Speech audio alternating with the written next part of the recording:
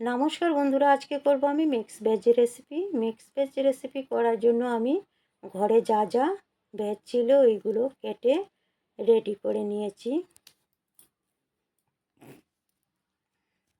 তারপর কড়াইয়ের মধ্যে দিলাম তেল, দিয়ে গরম করে দিয়ে দিলাম 5 ফোড়ন আর দিলাম তেতানো আদা কাঁচা লঙ্কা। খুব ভালো করে ভেজে নিলাম আদা কাঁচা লঙ্কাগুলো। ভাজার পর খুব একটা সুন্দর সেন্ট বের হয়েছে। তারপর দিয়ে দিলাম ভেজগুলো, দিয়ে সাথে নুন, হলুদ, লঙ্কার গুঁড়ো, জিরার গুঁড়ো দিয়ে দিলাম, দিয়ে নাড়াচাড়া করে দিলাম।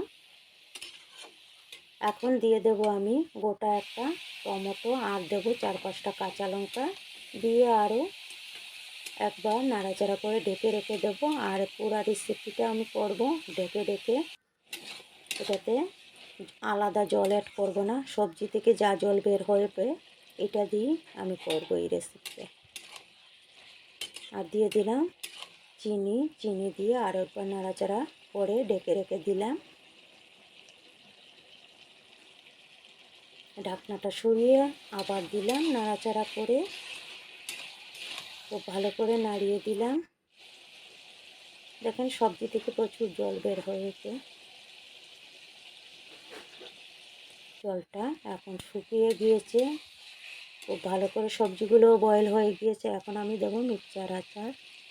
এটাতে মিক্সচার আচার বড় চামচ দিয়ে 1 চামচ দিয়ে দিলাম, আর খুব সুন্দর একটা সেন্ট বের হয়েছিল আচারটা ড্রাগনের ভেজের মধ্যে, আর খুবই টেস্ট হয়েছিল।